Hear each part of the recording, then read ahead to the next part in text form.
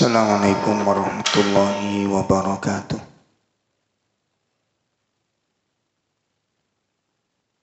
Alhamdulillahi rabbil alamin.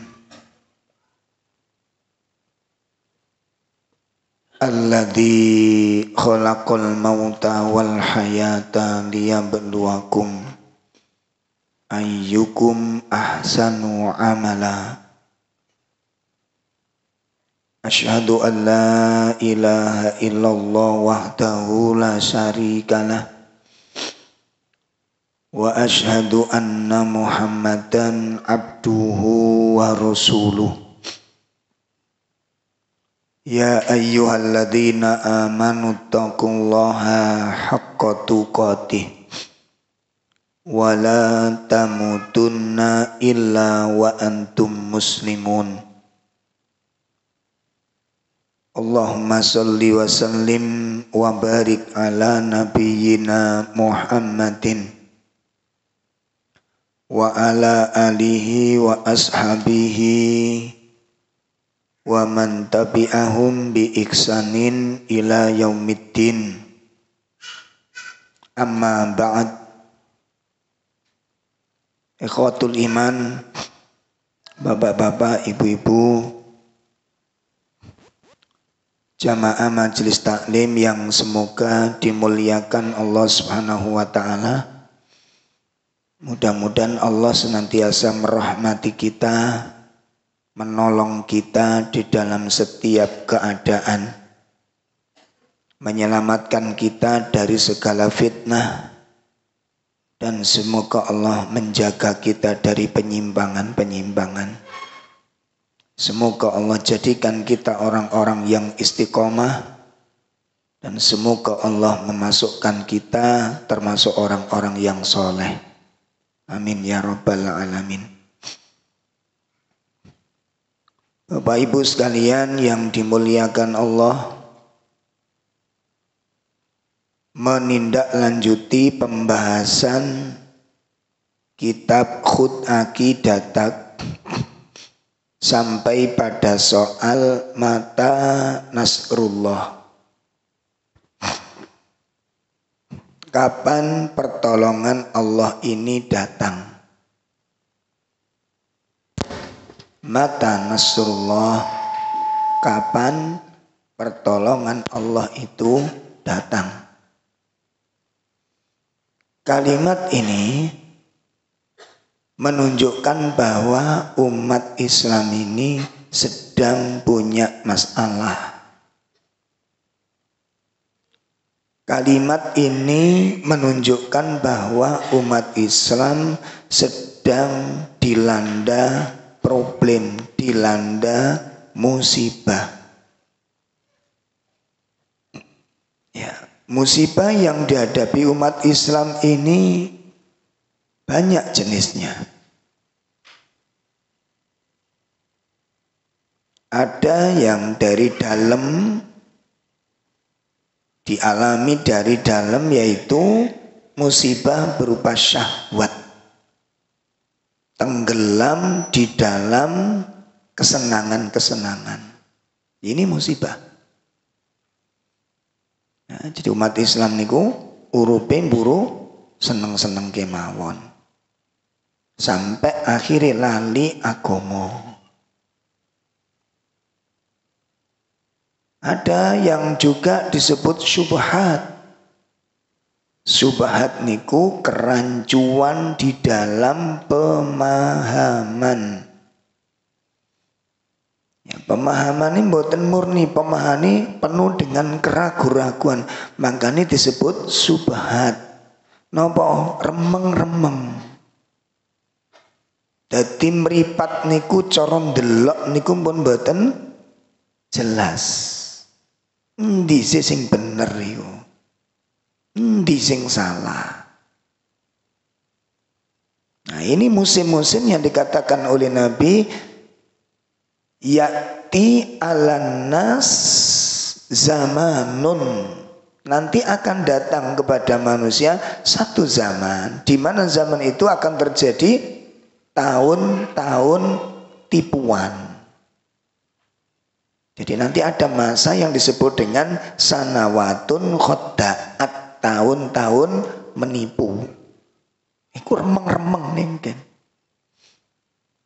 Sing dusta dianggap benar, yang benar didustakan. Itu terjadi nanti dan ada zaman seperti itu kata Nabi. Ini problem.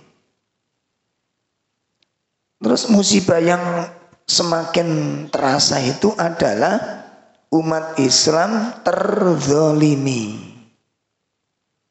Umat Islam apa? Terzolimi. Dizolimi di sana sini, dizolimi, difitnah, dituduh, dicaci, dicela, dibully. Ya. Dikasih nama-nama yang enggak baik. Ini musibah. Ya, kemudian ada pula musibah itu berupa apa? Dikuasai oleh orang-orang kafir. Itu musibah. Nah, maka kalimat itu muncul, mata nasrullah, kapan pertolongan Allah datang, itu menunjukkan bahwa umat Islam ingin segera terbebas dari apa? Musibah-musibah ini tadi. Ya apa caranya Gusti Allah iku nulung? Kapan Allah nulung ini?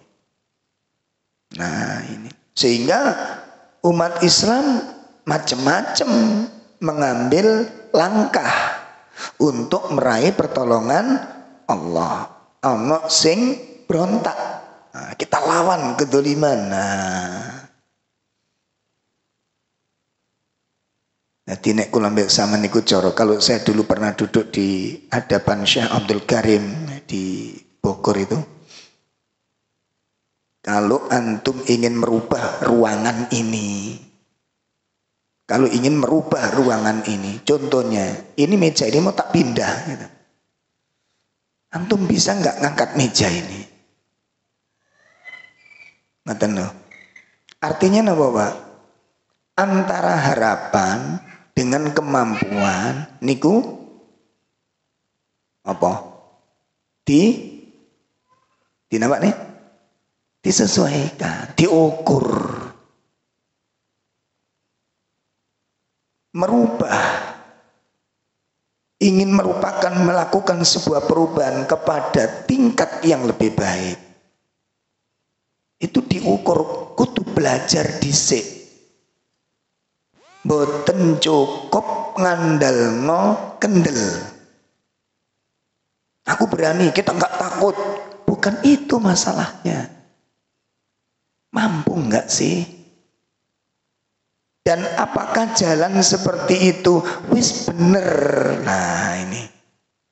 Apa jalan seperti itu wis bener? Kudu jelas dulu permasalahan yang kita mau rubah ini apa, yang mau kita benahi ini apanya dulu. Sempat kami didudukkan oleh Syekh Abdul Karim waktu itu, para dai-dai itu dikumpulkan, ditanya, Pak. Nah ini tak kasihkan jenengan bertanya, bagaimana pendapat antum kalau antum sebagai seorang dai, di hadapan kita itu ada bak air, ya air di atas bak itu yang sudah bercampur dengan najis. Ini gimana pendapat antum corong ngresiki banyu sing wis campur karo najis? Satu-satu Ustadz niku ditanya. Kalau kita menurut kita gimana cara membersihkannya air yang sudah bercampur dengan najis? Pripun carane? Napa? Dibuang. Sampe niki simpel tok mikire. Loh memang itu yang paling nyata, jelas, cepet kan gitu kan? Nggih. Nah, iku nek banyu, Pak. Dibuang ngarepe masjid, disok atau dicipuki mari pisan. Nah, saiki nek menungso wis campur karo maksiat, dibuang nang ndi? Nah, makanya ide-ide seperti itu bagus. Kita dibuang mau Ustaz. Nah, makanya muncul teror. Bom aja entek ngono kan? Bom habis selesai. Selesai. Hah? Oh enggak. Berarti bukan itu. Ada enggak cara lain? Enggak ada cara lain. Ada yang punya ide? Apa? Kita bikin paralon-paralon yang banyak. Kemudian paralon-paralon itu masukkan keran, diuripno kabeh, dimasukkan ke dalam bak air ini. Penuh. Nah, itu yang ada. Sehingga nanti kalau air itu terus amber di situ, maka otomatis program perubahan itu akan terjadi. Itu caranya. Berarti butuh nopo niki? Butuh kesabaran, butuh keseriusan, butuh waktu yang panjang. Gak isok gerusa-gerusuh, Pak. Ya, karena merubah tatanan hidup, merubah karakter niku ada tahapan-tahapan yang perlu dipun perhatikan. Padha karo ngobati penyakit niku. Ya, karena ini bukan sulapan.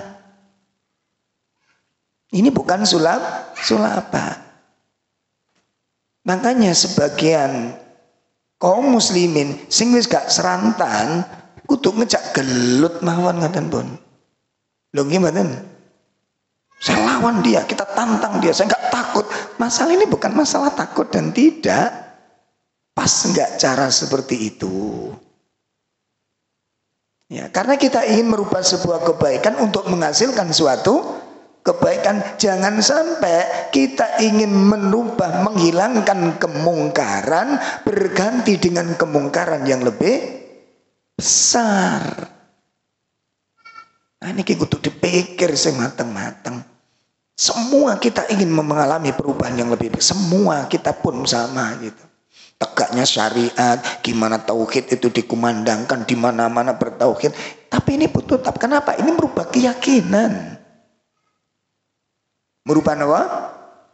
Keyakinan, di mana umat ini sebelumnya sudah punya keyakinan yang beda. Iki lho Pak Ngrupan iki butuh apa? Lho saya dulu ngaji niku pertama kali niku. Kula pun diinginkan sama muridnya abah saya itu. Waktu belajar di muridnya Ustadz Subroto itu pertama kali saya ngaji Quran hadis itu. Kan terkenalnya beliau itu LDII. Padahal Pak Subroto ini sudah keluar dari LDII. Nah muridnya itu saya belajar di muridnya itu. Pas mau berangkat diingatkan sama teman saya, santrinya abah saya. Samin kok terpengaruh loh. Nek belajar wong iku lho LDII jarene. Enggak, saya kok tertarik materi ini gitu. Kalau khotbah niku runtut, enak, jelas, terarah. Kok saya belum menemukan kajian seperti ini, kok baru dia yang saya lihat. Saya ingin belajar dari situ. Terus saya punya statement, pokoknya nanti kalau saya tidak boleh melakukan, dilarang sing tahlilan, sing yasin, macam-macam itu, pokoknya nanti saya dilarang, langsung saya enggak ngaji. Soalnya is napa jenenge? Is kuat wong saya itu ngimami loh Pak dulu itu. Nek malam Jumatan ngimami, saya ngimami tahlilan. Saya ngimami.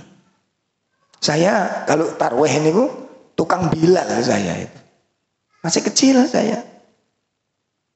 Hafal sampai sekarang masih ingat insya Allah.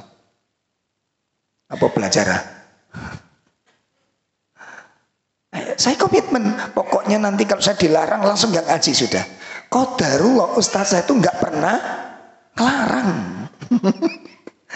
Kalau terlambat ditanya, kok terlambat Mas Raub? Ustaz konten acara jamian. Oh rutin nggih? Nggih. Oh nggih. Ngono Pak.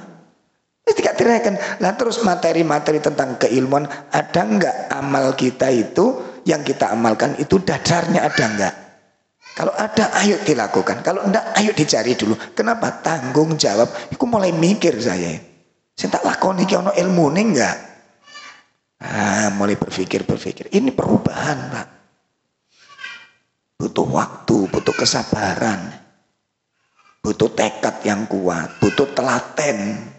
Enggak bisa gerusa-gerusu. Dan kita belum siap dengan fitnah-fitnah yang besar itu.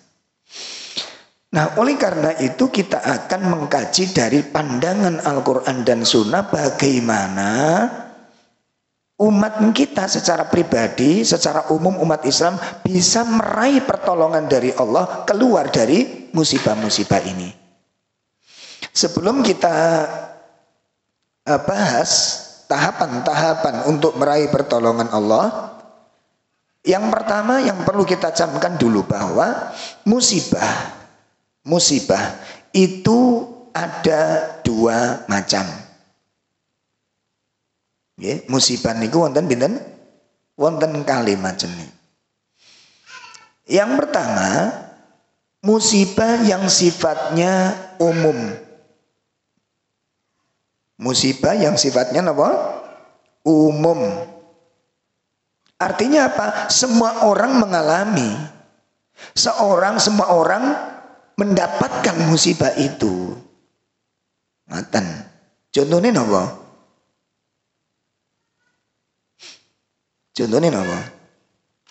Apa?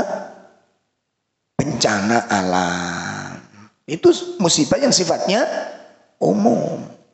Ada gempa bumi, ada gunung meletus, ada banjir bandang, ada angin beliung, puting beliung dan sejenisnya. Itu musibah yang pertama. Ya. Atau musibah yang tadi saya sebutkan terdolimi tadi, ini umum sifatnya, semua umat Islam merasakan. Ya, itu yang pertama. Yang kedua, ada musibah yang secara individu. Ini macam-macam jenisnya musibah. Ada yang diuji dengan badannya sakit, ada yang diuji ekonominya yang morat-marit, ya, yang menimpa keluarganya, atau akhlak dari anak-anaknya rusak atau pasangannya yang bermasalah. Wah, ini jenisnya macam-macam. Macam-macam. Jenengan punya masalah mboten? Iya, sudah kelihatan. Wajah-wajah yang penuh masalah. Nggih, Mas Andre. Banyak masalah. Siapa yang enggak punya masalah? Nah, itu persoalan pertama, dipahami dulu. Dan setiap orang pasti ingin segera lepas dari masalah itu. Nah, konsep yang kita bahas malam ini, kapan pertolongan Allah itu datang, itu dari kedua hal tersebut. Baik itu masalah secara umum, musibah secara umum, maupun musibah secara individu. Kita lihat dulu ayatnya yang menjelaskan terhadap masalah ini. Surat 57 ayat 22. Surat 57 ayat 22. Ma asaba min musibatin fil ardi wala fi anfusikum illa fi kitabim min qabli an nabra'aha. Inna dzalika 'ala Allahi yasir. Ya. Tiada suatu bencana pun yang menimpa di bumi dan tidak pula pada dirimu sendiri, melainkan telah tertulis dalam kitab Lauhul Mahfuz sebelum kami menciptakannya. Sesungguhnya yang demikian itu adalah mudah bagi Allah. Nah, itu satu. Nah, ini Allah menjelaskan tentang musibah. Musibah itu ada yang menimpa pada bumi secara umum, ada yang menimpa secara individu. Itu yang pertama. Yang kedua perlu kita camkan bahwa setiap musibah yang menimpa kepada manusia, ya, setiap musibah yang menimpa kepada manusia itu secara umum disebabkan karena dosa. Karena dosa. Ya, setiap musibah yang datang menimpa manusia itu disebabkan karena dosa. Akan tetapi jarang manusia itu ketika mendapat musibah itu mengembalikan musibah itu kepada dirinya. Jarang. Artinya apa? Jarang orang mengembalikan, oh aku mendapat musibah ini mungkin karena dosa yang aku lakukan. Itu jarang, Mbak. Ya. Kita lihat dulu ayatnya. Surat 42 ayat 30. Surat 42 ayat binten Ibu? 30. Ibu jangan tidur loh ya. Bun, kita lihat ayatnya. Wa ma asabakum min musibatin fabima kasabat aydikum wa ya'fu an katsir. Ya. Dan apa saja musibah yang menimpa kamu maka adalah disebabkan oleh perbuatan tanganmu sendiri. Dan Allah memaafkan sebagian besar dari kesalahan-kesalahan. Insyaallah, itu jelas. Apa saja musibah yang menimpa kalian itu disebabkan apa? Dosa. Nah, kita lihat sekarang rinciannya. Ini kita ambil rincian ini, penjelasan ini dari kitab Ada wa Ad-Dawa. Pertama, ini musibah-musibah besar, musibah-musibah yang besar sekali. Pertama,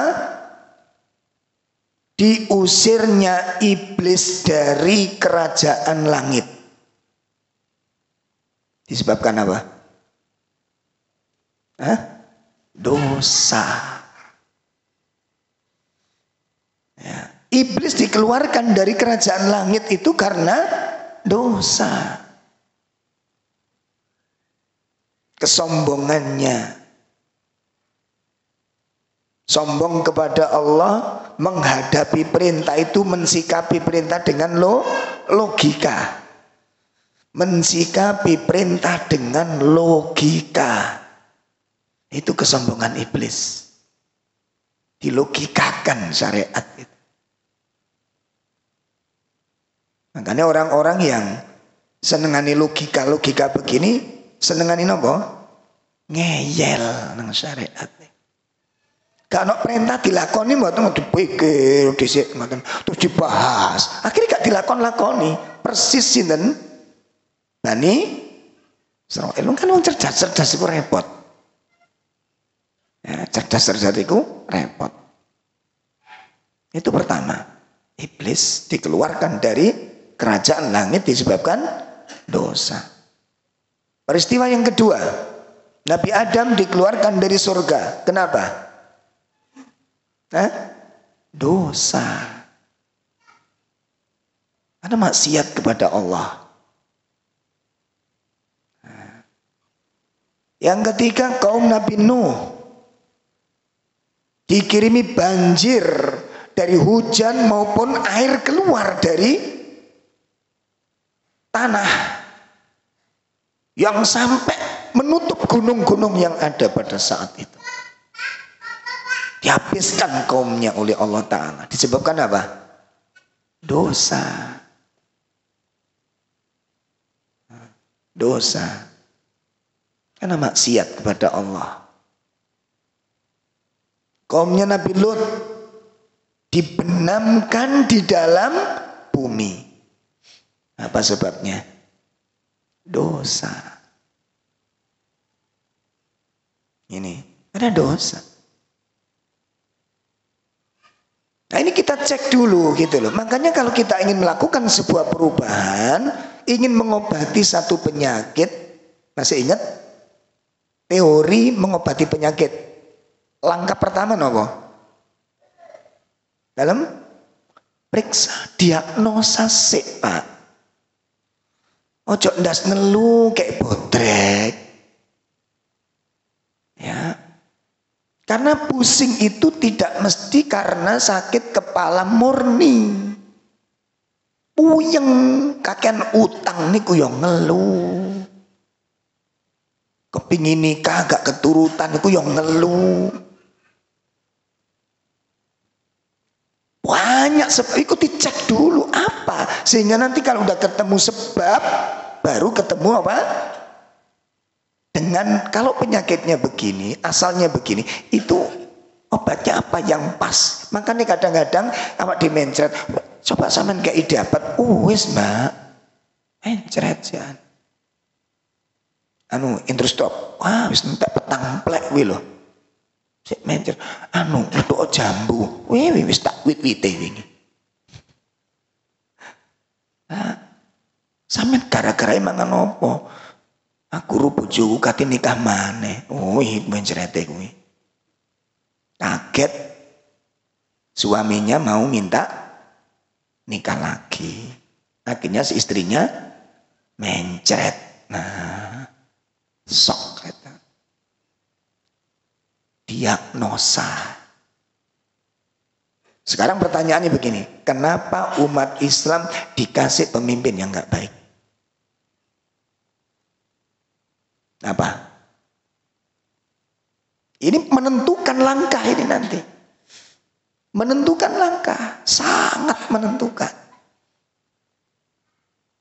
Sehingga nanti ketika sudah tahu sebab, tahu langkah yang harus dilakukan. Umat Islam dikasih pemimpin yang tidak baik itu disebabkan dosa yang dilakukan oleh umat Islam. Apa dosanya? Rasulullah SAW menyebutkan walam yang kusul mikyal wal mizan. Apabila umat Islam sudah terbiasa mengurangi takaran, mengurangi timbangan, sifat apa ini? Sifat apa? Curang, sifat wis gak jujur.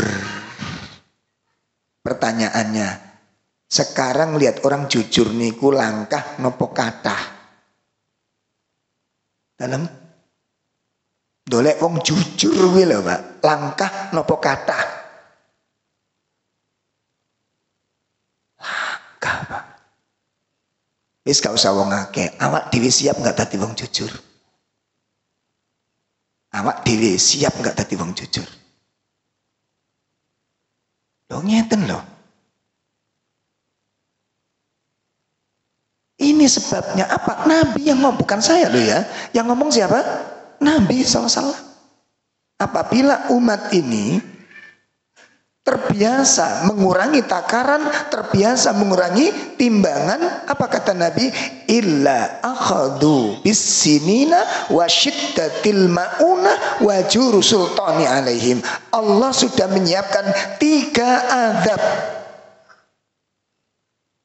Ya, gitu. Allah sudah menyiapkan apa? 3 azab. Sudah disiapkan oleh Allah. Ketika umat ini sudah sifat jujurnya sudah habis. Yaitu apa siksanya itu? 1, bisinin. Allah akan timpakan paceklik kepada umat ini. Paceklik ini apa, Pak? Kesulitan dalam mencari kebutuhan hidup. Sampeyan tingali sakniki. Wong niku muntang manting dolek penguripan niku. Ana sing awake dicet. Nggih mboten. Nate kepanggih mboten. Sak rambut-rambutnya sak rai. Saya itu kalau ndelok ngedubutut sak es tuh, cuma tak kasih nanti haram hukumnya ini. Dia enggak sholat loh. Dan dia terus demikian, mosok kate sholat adus. Enggak lah. Entek jepiro, Pak. Coba jangan itu diwangi kayak gitu. Kelambine, bajunya, dan tidur malam untuk besok pagi. Bapak enggak ngelihat itu? Terus ada lagi yang ngamen di setiap perempatan. Setiap belokan itu ada pengatur jalan. Untuk apa itu semua? Itu satu. Azab yang disiapkan Allah adalah Allah timpakan apa? Paceklik. Yang kedua apa? Wasyiddatil ma'unah, beratnya beban hidup. Itu azab dari Allah. Beratnya beban hidup. Ini azab dari Allah. Akibat dosa apa tadi? Hilangnya kejujuran. Munculnya sifat curang. Itu di setiap lini loh, Pak. Penipuan itu setiap lini. Itu kalau ketangkap semua, nggak ada penjaranya, Pak. Pak kebek, Pak. Nggak muat itu. Masya Allah, luar biasa ini. Tadi siang ada teman ngaji bagian apa? Dia dinas di konsultan perusahaan. Kalau dia disangoni pabrik nggak mau, itu malah salah, Pak. Sampeyan terima lho, Pak. Engko kula cek disangoni bos kula, gak wani, Pak, kula terima. Wis tau sampeyan gawe apa-apa lah. Lho ngono lho, Pak. Itu dari mulai atas sampai bawah kayak matanya. Gak iso. Nah itu. Itu karena itu wasyiddatil maunah. Akhirnya disiksa oleh Allah dengan apa? Beratnya beban hidup. Berat hidup ini, Pak. Nah, ngoten. Ayo, sing nyekolah no anak, sing mondok no anak, sing usaha, jenengan dengarkan suara-suara. Banyak yang suara sambat, opo sing syukur, sing kata sing pundi? Sambat. Beban. Yang ketiga apa? Adabnya. Wajuru sultani alaihim, buruknya pemimpin di antara mereka. Itu hadiah dari Allah atas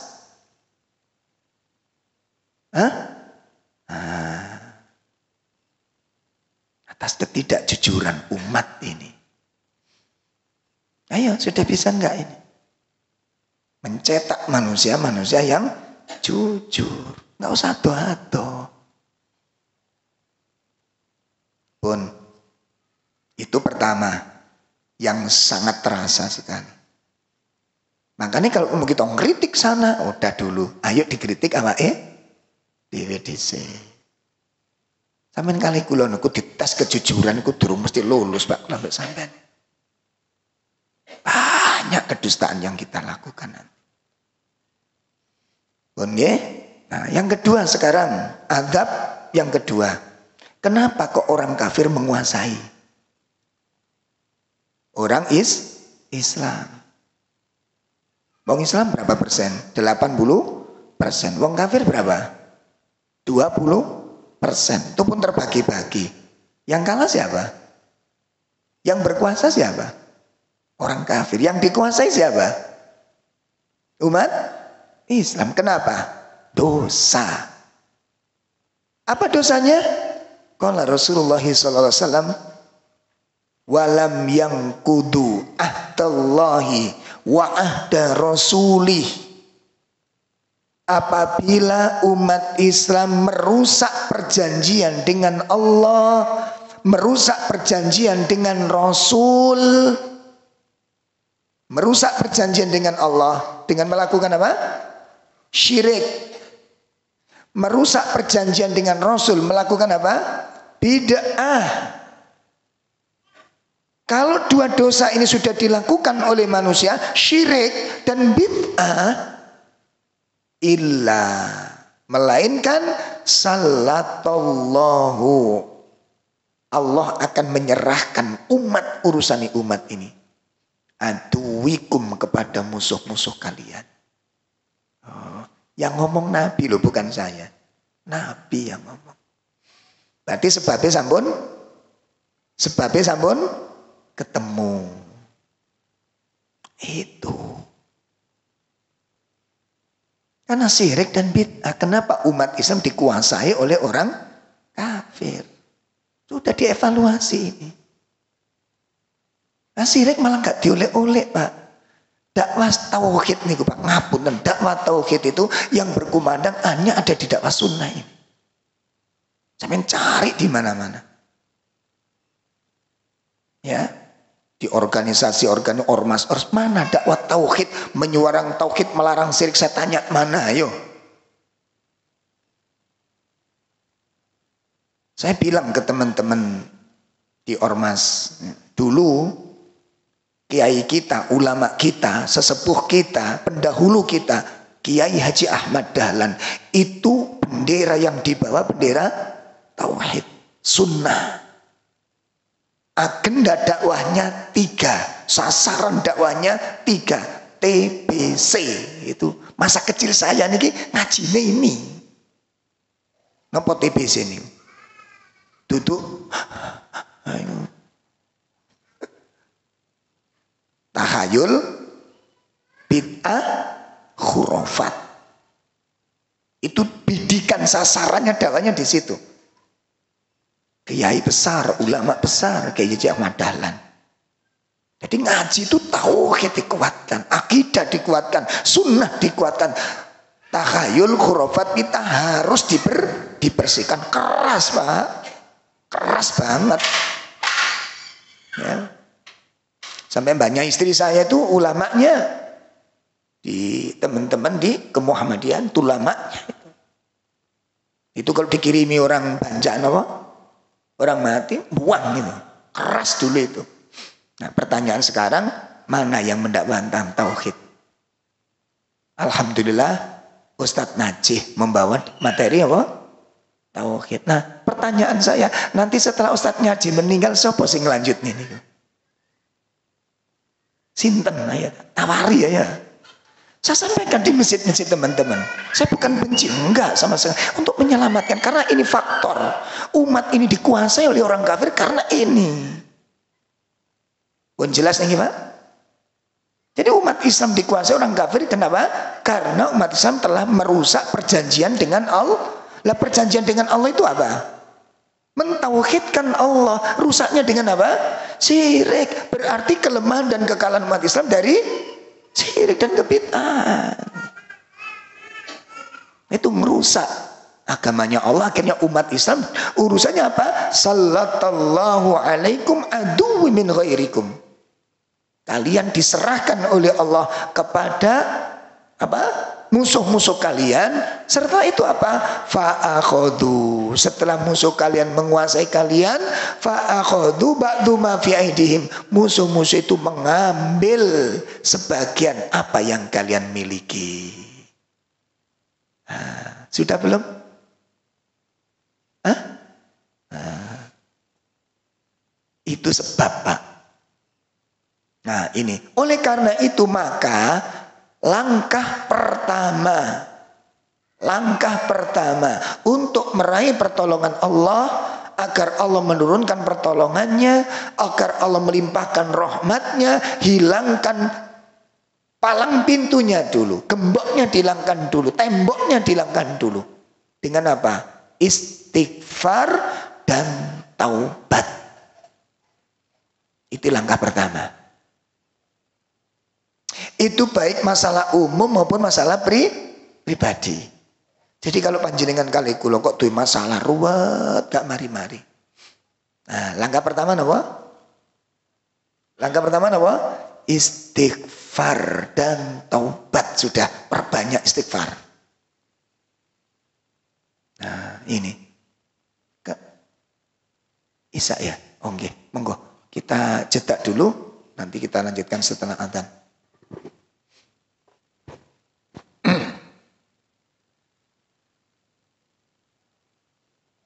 Kita lanjutkan. Dados langkah ingkang nomor setunggal supados panjenengan kali kula dipun slametaken saking musibah. Supados panjenengan kali kula dipun bebasno saking balak. supados Allah paring rahmat lan pitulung. Langkah ingkang nomor setunggal napa? Perbanyak istighfar dan perbanyak taubat. Apa sebabnya? Pertama,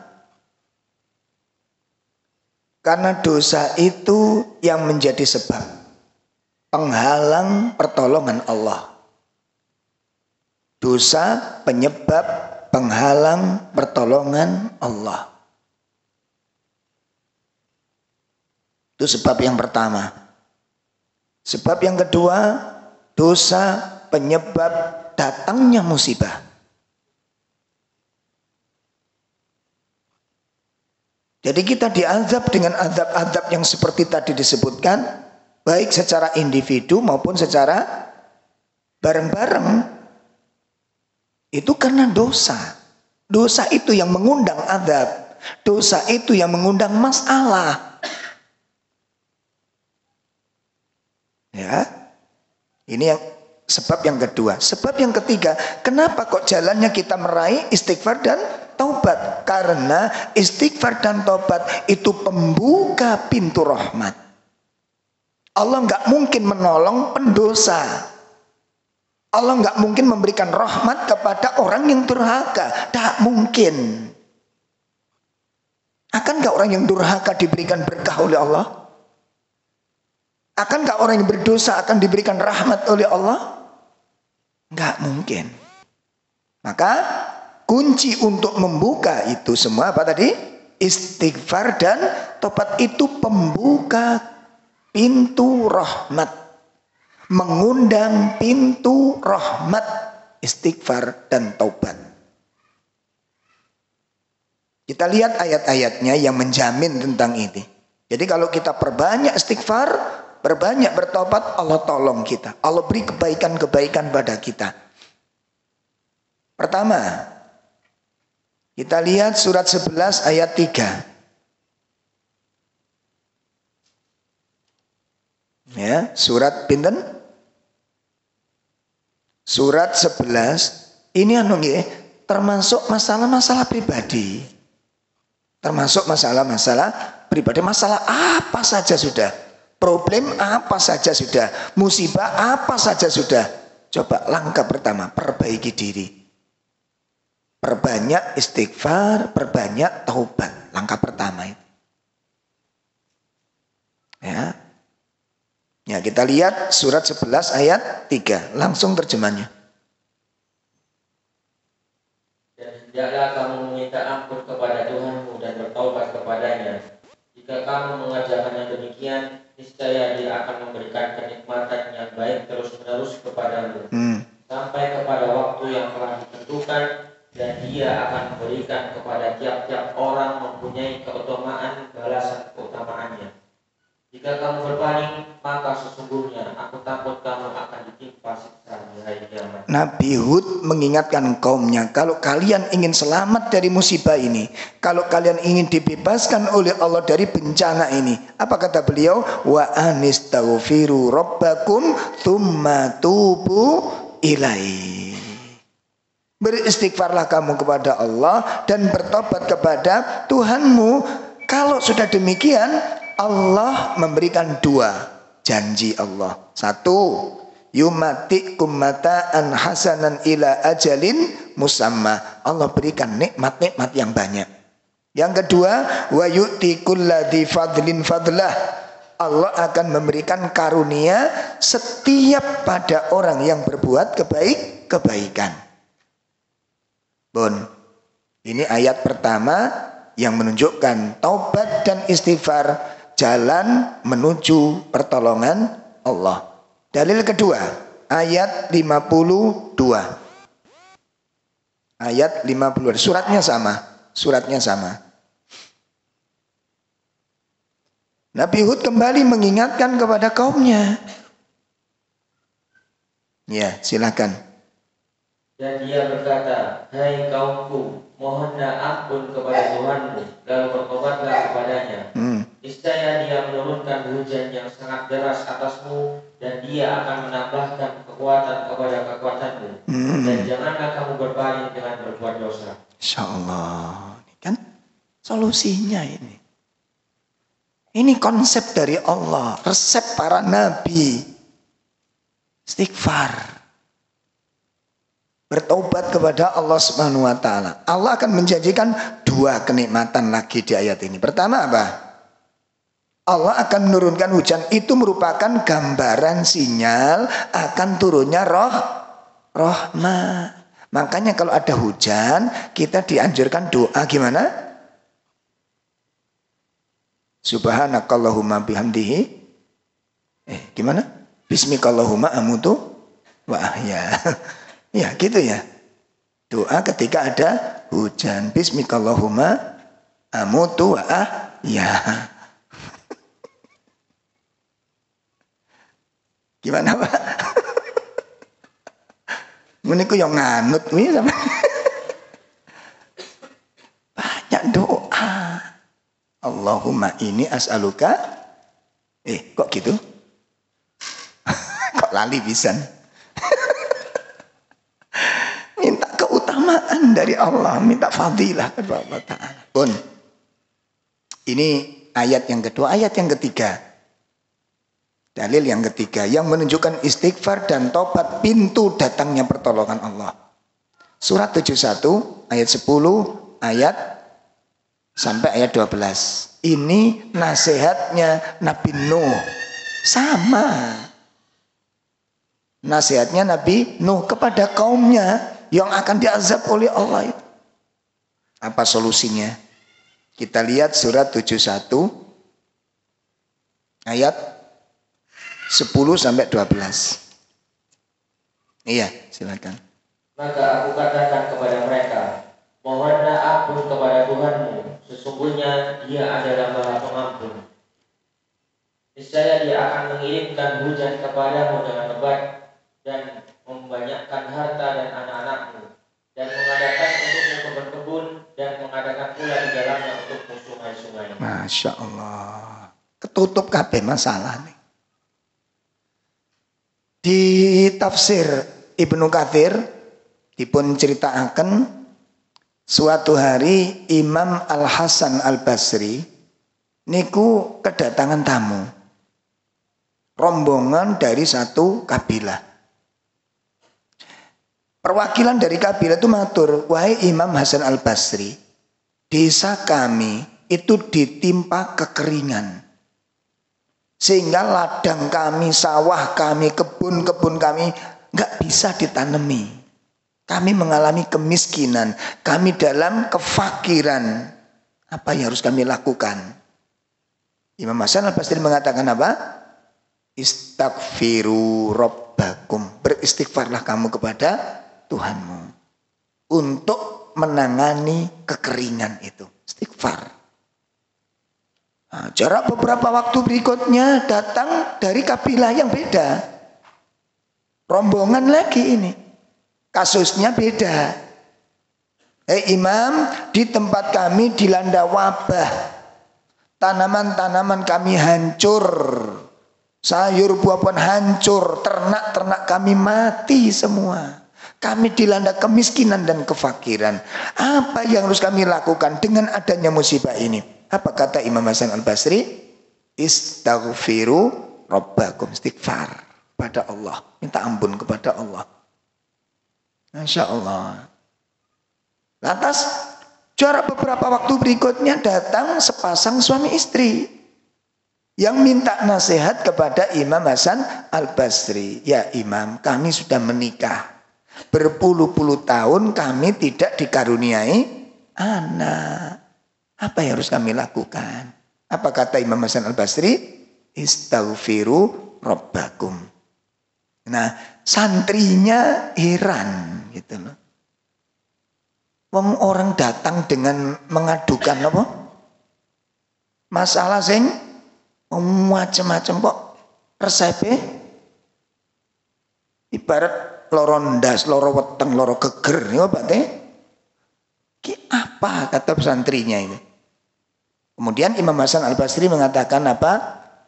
Bukan saya yang ngomong, itu Allah yang bicara. Akhirnya Iqra, bacalah fi suratin Nuh. Bacalah di dalam surat Nuh, di situ Allah memberikan konsep bagaimana seorang muslim menghadapi masalah. Apa yang harus dilakukan oleh seorang muslim ketika ditimpa oleh suatu musibah, ketika dia ingin selamat dari musibahnya itu. Istaghfiru rabbakum. Kenapa? Musibah itu datang karena maka obat dari dosa apa? Istighfar dan taubat. Dalil terakhir an Abdullah bin Abbas radhiyallahu an, dari sahabat Abdullah bin Abbas. Qala sallallahu alaihi wasallam, qala Rasulullah sallallahu alaihi wa alihi wasallam. Man aktarul istighfar, sing sopone wong ngakeh-ngakehno istighfar. Napa ngakeh-ngakehno nih? Nah, perbanyak niku sing bener istighfar, aja sampai gak eling apa-apa. Astagfirullah, astagfirullah. Gak sampai gak jelas suarane, sing jelas. Pelan. Kita itu sedang mohon ampun, rasakne. Rasakan istighfar, perbanyak kata Nabi. Maka Nabi mengatakan, Nabi yang ngomong ini, sing sapane wong ngakeh-ngakeh no maca istighfar, Allah paring 3 keutamaan. Allah akan memberikan 3 keistimewaan. Napa keistimewaan ini? Nomor 1, ja'alallahu lahu min kulli hammin farjan. Allah bakal ndadekne marang wong kuwi saking tiap-tiap kesedihan,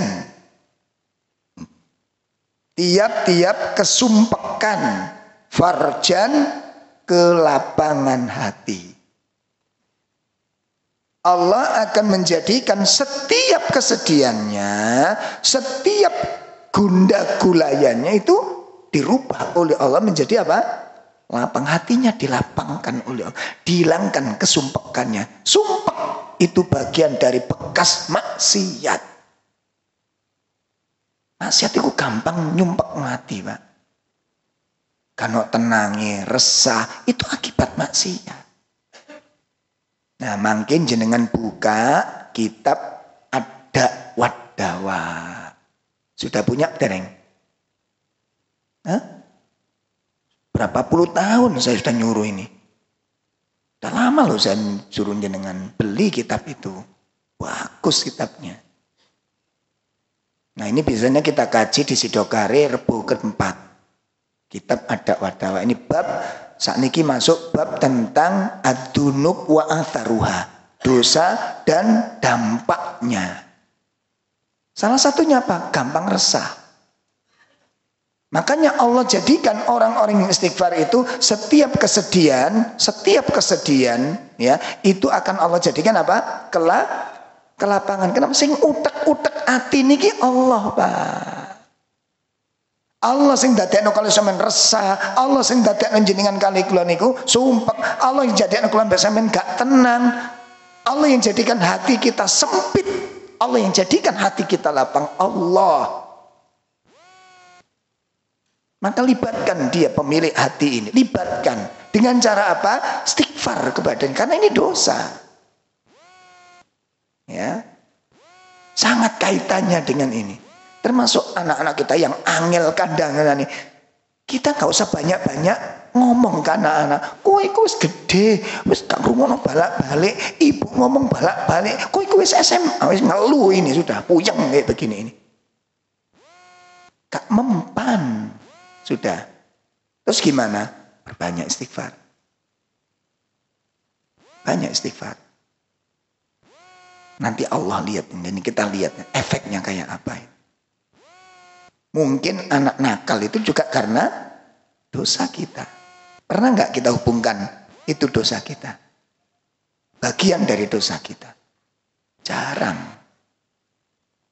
Masya Allah. Banyak Pak kasus itu. Pun yang pertama itu. Yang kedua apa? Wa min kulli dzikin makhrajan. Dan Allah akan menjadikan dari tiap-tiap kesempitan, tiap-tiap kesulitan, makhrajan, jalan keluar. Nah, nok masalah kok ruwet, bulet gak mari-mari, gak tandane. Wis jelimet.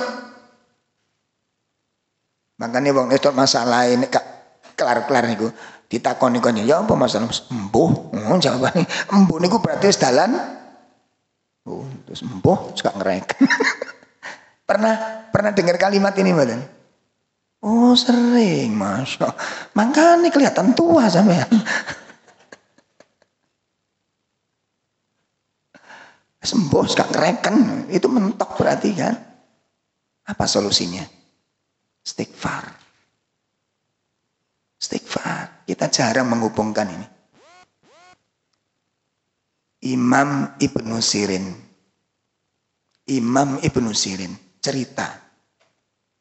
Dinukil oleh Imam Ibnu Qayyim di kitab yang sama niku matur, aku dilanda kegelisahan yang sangat amat karena dililit oleh hutang, gak kelar-kelar, Pak. Usaha ini buntu, usaha itu buntu, ikhtiar ini gagal, ikhtiar itu gagal. Akhirnya apa kata Imam Ibnu Sirin? Aku duduk sejenak muhasabah. Kok isok masalah iki buntu, kok isok masalah iki mbulet, kok isok itu kondi. Aku dililit utang gak mari-mari. Itu ulama besar. Akhirnya beliau evaluasi dan aku menemukannya. Apa sebabnya? Aku dililit hutang yang sampai demikian gak kelar-kelar, jalan selalu buntu. Itu disebabkan dosa yang aku lakukan 40 tahun yang lalu. Sampeyan kali kula biyen niku sadurunge ngaji ya napa uripe? Alhamdulillah napa? Ayo dipikir, kayak apa kita? Pernah kita hubungkan dengan kasus-kasus hari ini? Itu 40 tahun yang lalu, sekarang panennya. Ini efek. Makanya itu saya belajar dari situ. Dan saya coba nanya ke ulama-ulama yang besar, ulama-ulama yang sepuh, guru-guru kita. Ustaz, udah perbaiki. Makanya kalau kita konsultasi, kenapa anak-anak suka gak kerasan di pondok padahal sudah tak kunjungi tak ini. Coba antum istighfar. Loh, apa hubungannya dengan saya? Tuh kesalahan sampean. Kenapa? Karena itu dosa kita. Bagian dari kesalahan. Ada Pak itu. Imam Fudail bin Iyad. Dia mengatakan apa? Disebabkan karena satu dosa, karena suatu dosa yang aku lakukan, istriku dan kuda tungganganku berakhlak yang kasar. Jadi beringas Pak akhirnya. Istrinya beringas. Kudanya beringas. Dari apa ini? Ternyata itu dari suatu dosa. Bu, tolong ini jangan dijadikan dalil loh. Kok tutu oma sing lanang dicelok. Waduh, lho lapo Dik? Iku dosa sampean aku nyeladuhi. Gak ngono. Evaluasi, Pak. Dimulai dari mana? Dirinya sendiri. Ayo evaluasi. Sudah, gak usah banyak muter-muter. Sudah mulai. Dan jujur, sing jujur awak dhewe. Saya praktekkan, alhamdulillah, pengaruhnya luar biasa. Anak saya tiba-tiba, aku pokoknya gak kerasan, aku mulai ganti pondok liya. Pondok liya aku bayar, kecuali pondok Sidokare.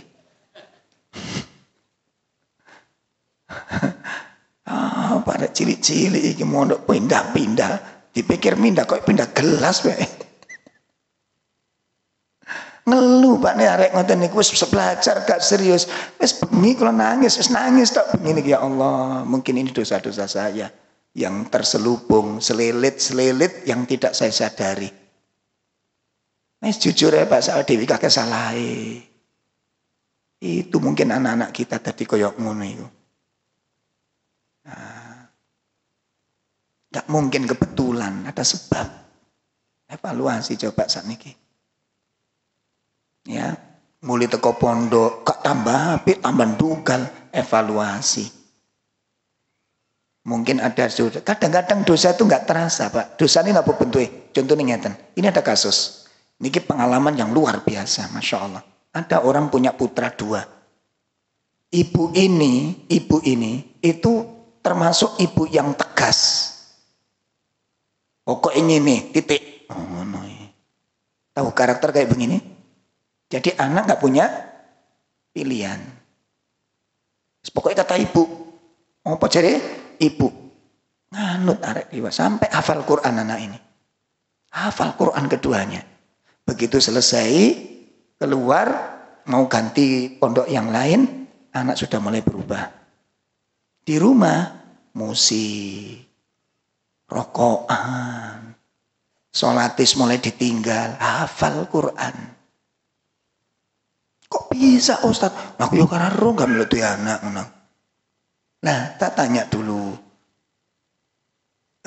Yang mondok ke hafal Quran dulu siapa? Saya yang milihkan Ustaz. Karena memang kalau nggak saya pilihkan nanti anak nggak gimana? Oh, iki modelnya satu. Yang kedua apa? Kesombongan yang terselubung, hati-hati. Dari mana sisinya, Pak, Bu? Kalau kita punya anak saknyet awak dhewe ngomong manut. Wis ngono? Nggih. Ngono? Nggih. Seneng apa ora? Seneng apa ora? Kongon mondok apa jare ibu?